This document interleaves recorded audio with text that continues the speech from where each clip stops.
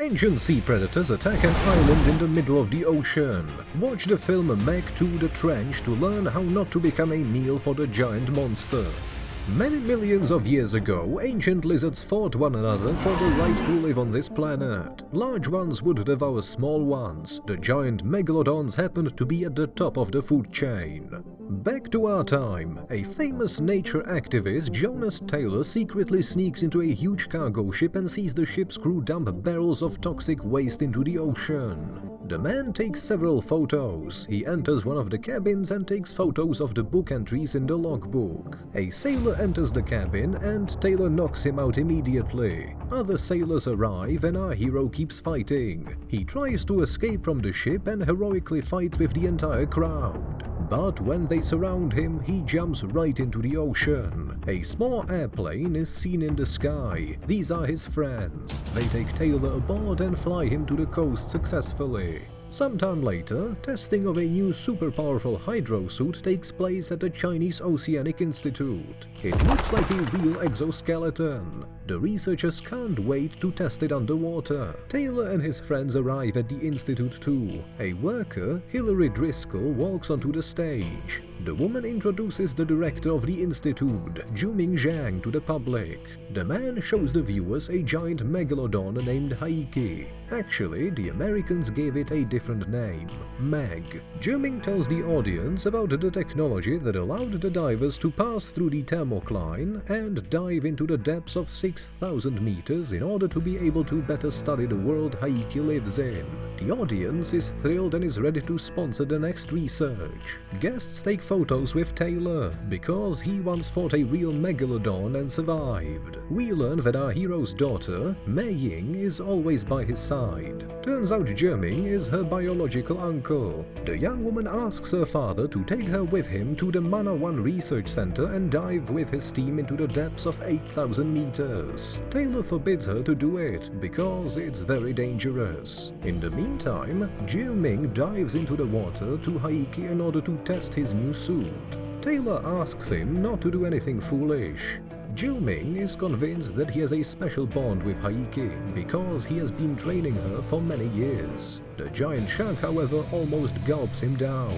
Our protagonists head to the center Mana 1 to check out the equipment. A group of 3 people get into bathyscapes for descending into the depths. Taylor controls one of the bathyscape and Juming controls the other one. The scientists notice that Taylor's vessel uses more oxygen than it's supposed to. At this moment, happy Mei Ying gets out of the hatchway. Turns out the young woman snuck into her father's bathyscape. Taylor is very unhappy about this and wants her to go back, but at this moment, Meg shows up near them. She somehow escaped into the ocean. The bathyscapes gain speed and dive deeper in order to prevent collision with the giant shark. The team must pass through the thermocyle quickly because Meg won't be able to reach them beyond it. They enable the predator protection mode and the dive goes well. Taylor and Juming see that they are slightly off course. However, they want to continue their exploration. The men spot a mysterious seafloor station deep down. It resembles a ship and they study it with curiosity. Soon a new problem emerges. A lot of sharks show up in the ocean. Seems like someone is luring them here. The devices detect a nearby submarine. This is Montez, one of the workers of the seafloor stations patrolling the area.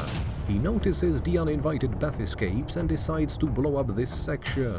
To do that, Montez even sacrifices some of his divers. An explosion is heard and there happens a landslide. Taylor and Juming desperately try to maneuver through the giant cliff fragments, but eventually the bathyscapes get trapped by the debris. Montez's submarine gets attacked by Meg and he gets trapped too. The dive of our heroes is being monitored by researchers, Meg, Jess and DJ. They see there has formed a giant hole in the thermocline as a result of the explosion, and they lose contact with the bathyscapes. They need to dispatch a rescue vessel, but it turns out to be unoperational. Seems like there is a mole on Mana 1 who tries to interfere with their work. Now the divers have to rescue themselves. Taylor and his team members regain consciousness. They are running out of oxygen. The bathyscape team contacts Mission Control and learns that no one can rescue them. Then Taylor decides that they should put on the diving suits and walk 3 kilometers on foot to the deep sea station. The team members put on their diving gear, perform an emergency evacuation, and leave the Bethis cave.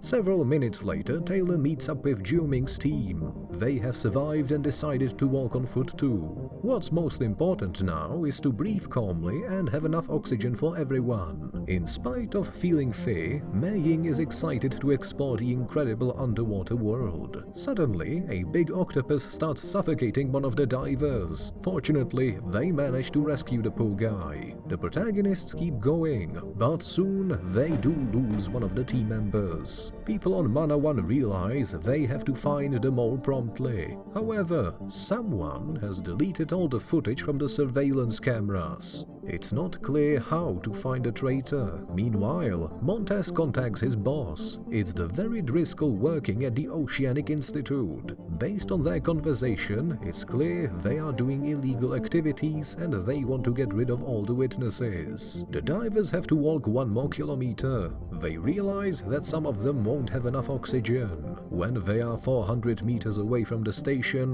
their sensors detect some movement. That's a school of sea predators. They start firing at them and the predators try to bite through their suits with their sharp teeth. Soon the giant sharks show up and they bite through the metal props with ease and chase after the divers. Alas, not everyone survives. Only Taylor, Jiuming, Mei Ying and Rigas survive.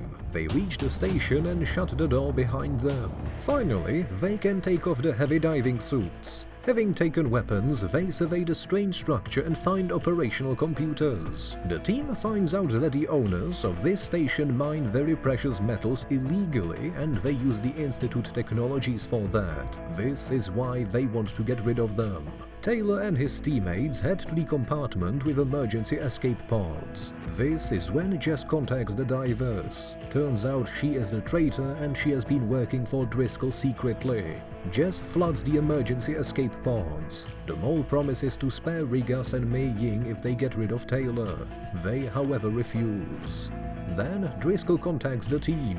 The woman says that she makes billions and will never give up such a profitable business. Jess starts flooding the compartment with the divers. The door is shut and the team gets trapped. Taylor gets out of there in one of the pods and swims towards the control panel, and at the same time he manages to shoot and fight off the sea predators. Soon he loses consciousness because of the lack of oxygen. Montez finds him and tries to get rid of him. However, Taylor regains consciousness and throws off the poacher with all the strength he's got. A fierce fight follows, and as a result of it, Taylor knocks out the villain and stops the water flowing into the compartment. He returns to his team and sees that they are all alive.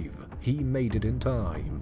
The divers decide to swim to the surface in Montez's submarine. The problem is that it doesn't have predator protection, which means megalodons can bite through it. Indeed, soon giant sharks appear near them.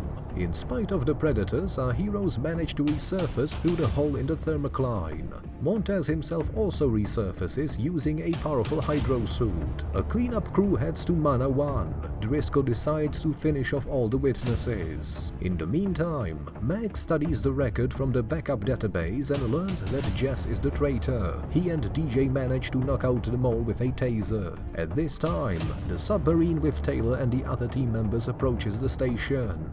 They see the cleanup crew and come to their friend's rescue. Actually, DJ is an experienced fighter and he does all right on his own. But the cleanup crew members have weapons, which means fists alone won't be helpful. They are forced to jump from the station right into the ocean and then hide under the barge. DJ has a survival pack with weapons. However, the cleanup crew manages to catch the man. They are taken to Driscoll. However, Taylor and Jiuming are already on their way to rescue the man. They deal with the cleanup crew and join forces with their friends. Montez goes aboard. Turns out he and Jess are a couple. The man warns his girlfriend that Taylor is already at Mana 1. 3 giant megalodons swim in the ocean.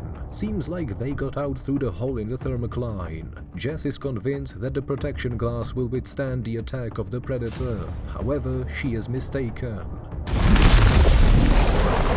Montez manages to escape. In the meantime, our heroes decide to leave Manawan and sail towards the shore in a regular boat. It's a crazy idea, but do they have any other options? Of course, soon a giant megalodon appears near the boat. On top of that, another cleanup crew starts chasing after them. They start the engine and attract too much attention. What happens next is quite evident. They become a shark's meal. Montez contacts Driscoll and then tells her the bad news. The woman orders to eliminate Taylor and his team at any cost. The team starts the engine and rushes towards the shore. Taylor assembles a weapon to fight off the megalodons. The problem is that there is a tourist island near them, and there's a lot of people on it. They are having fun and enjoying themselves, not realizing they are in grave danger. 2 helicopters land on the island. In one of them is Montez and Driscoll with their people. They kill the cell phone uplink and search for Taylor, but instead of him, they find real sea monsters with paws. Seems like they have gotten out of the hole in the thermocline. Soon Driscoll becomes a leader for a couple of such creatures. Well, it's quite well deserved. Taylor rushes to the island with his team in order to save the people. They scream at the tourists to immediately get out of the water. Shooting is heard. Panic spreads among the tourists. Taylor asks Mei Ying to hide in the lifeguard tower. Megalodons swim towards the island. All the tourists in the water immediately become their prey. Taylor gets on a jet ski and tries to distract the sharks in order for them to swim further away from the island. Jiu-Ming and Meg go to the warehouse to get explosives, but they end up being captured by the cleanup crew. DJ and Rigas encounter sea monsters on the island and hide from them in the same warehouse. Of course, they get captured too. But not for long. Our guys press the emergency door release button and immediately 2 thick creatures start crawling out of there. Jiu-Ming and the other team members manage to escape. Soon thereafter, an explosion is heard at the warehouse. Meanwhile, Taylor tries to blow up the sharks with his makeshift weapon. However, they are too large. He switches to a harpoon. It works in combination with the explosives. One of the predators has been defeated. Jiu-Ming and Mac approach the helicopter, however, hungry creatures are roaming around it. Jiu-Ming is forced to fight them off with a shovel. After that, he succeeds in filling the helicopter tank, splashes the monsters with gasoline and jumps into the cabin. There, the man quickly makes an explosive. A motorboat with Montez and his people shows up near Taylor. The man tries to get rid of our main character. Mei Ying rushes to save one of the tourists, and in turn, Jiu-Ming tries to rescue her. Taylor jumps off the jet ski and almost fights one of the sharks hand to hand. Then he hides from the mad Montez under the bridge. He injures the villain and soon he becomes a meal for the megalodons too. Jiu-Ming jumps out of the helicopter with an explosive in hand. He lands and the helicopter crashes because of the blow of one of the creatures. The man rescues Mei Ying, however, he himself gets grabbed by a sea monster. But Jiu-Ming has a bomb. That's why he blows up the monster and floats to the surface. The man hurries to come to Mac's aid, who is in the crashed helicopter. In the meantime, Taylor distracts one of the megalodons and then successfully defeats it with a giant harpoon. There is only one more shark left. It's Haike. Jiu-Ming claims that it's obedient. And he is right. The shark really doesn't harm him. Meanwhile, the people of the island successfully fight off the sea monsters. Soon, at long last, rescue helicopters arrive. Our protagonists laugh and sigh in relief. It's a victory.